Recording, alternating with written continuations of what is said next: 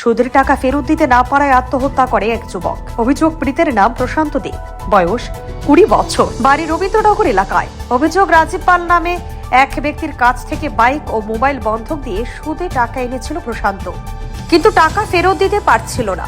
মঙ্গলবার রাতে রাজীব সহ আরো একজন বুধবারের মধ্যে টাকা ফেরত দেওয়ার জন্য ফোনে চাপ দেয় প্রশান্তকে, তাতেই সে ভেঙে পড়ে। শেষ পর্যন্ত প্রশান্ত মঙ্গলবার রাতে ফাঁসিতে আত্মহত্যা করে বলে অভিযোগ। বুধবার জিপিপি হাসপাতালে মৃতদেহ ময়না তদন্ত করা হয়। এরপর মৃতদেহ তুলে দেওয়া হয় পরিবারের হাতে। দাবি উঠেছে, পুলিশ যেন ঘটনার সঠিক তদন্ত করে। প্রশান্ত কেন টাকা ধার নিয়েছিলেন, রাজীব পাল তাকে ফোনে কি বলেছিল তা এখনো স্পষ্ট নয়। বাবা, ঘটনা হয়েছে, আমার বাইক একটা লইছিল, সে বন্ধক দিয়েছিল একজনের দ্বারে, রাজু পালে টাইম দিয়েছিল 3 মাস। 3 মাসের পরে যদি না দিতে পারে বাইক মনে করেন রেখে দিবে। সেটা না দেওয়ার পরে এরা চাপ দিয়ে আছে, সে আত্মহত্যা করছে। কবে করছে?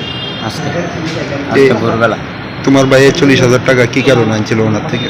আনছিল তোমার একজনের দেওয়ানের লিখে, তারে তো দেলাইছে টাকা, তার দেলাইছে ক্লিয়ার হয়েছে, তখন টাইস দিছে, আত্মহত্যা করছে। কতদিন আগে আনছিল টাকা?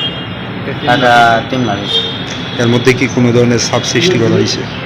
ওই তো চাপ 2 দিন ধরে, গত 2 দিন ধরে চাপ দিয়ে আছে, এতদিন অব্দি চাপ দিচ্ছে না। আর মেয়াদের ডেট অন হয়েছে না, 12 তারিখ। তোমার ভাইয়ের যার কাছ থেকে টাকা আনছে তোমাদের সঙ্গে যোগাযোগ করছে না? না, আমরা আমরা এই ব্যাপারে করতে পারি। তোমরা জানাইছিনি যে তোমার ভাইয়ের টাকা নিচ্ছে? না। এখন তোমার ভাইয়ের বাইকটা কই আছে? ভাইয়ের বাইকটা মানে তানের বাইকে আছে। তাহলে কি কারণে রাখছে? হ্যাঁ, রাখছে সুদের লেগে, সুদের ব্যবসার লেগে। সঙ্গে মোবাইলও নাকি? মোবাইলও রাখছে। এই বিষয়টা জানাইছনি তোমরা? পুলিশে জানাইছনি? হ্যাঁ, আমরা তো করে দিচ্ছি। এখন কি চাও ভাইয়ের মৃত্যু? আমরা চাই আমরা যাতে 40,000 টাকা যাতে মুখ করে দেবো, আমরা দেওয়া সম্ভব না। ঘটনাটা আমি আজকে শুনলাম যে আমার বাতিজা টাকা আনছে, 40,000 টাকা আনছে ব্যাগ দিয়ে। তো ব্যাগ দেওয়ার পরে কাল রাত্রেবেলায় তারা বকাবাদ্য করার পরে সে আজকে ভোরবেলা ফাঁসিতে মারা গেছে। আপনার বাতিজা মানে 40,000 টাকা মানে কি কারণে আনছে? এটা বাইক বন্দুক দিয়ে আনছে, কি কারণে এটা তো আমি আগে জানি না। কি কারণে, যে কোনো কারণে আনছে, কালকে রাত্রেবেলা জানতে পারলাম। কতদিন আগে আনছে বা জানেন? ওই তো আনছে, 3 মাস ওঠে না, এখনো বাকি আছে, 10-12 দিন বাকি আছে।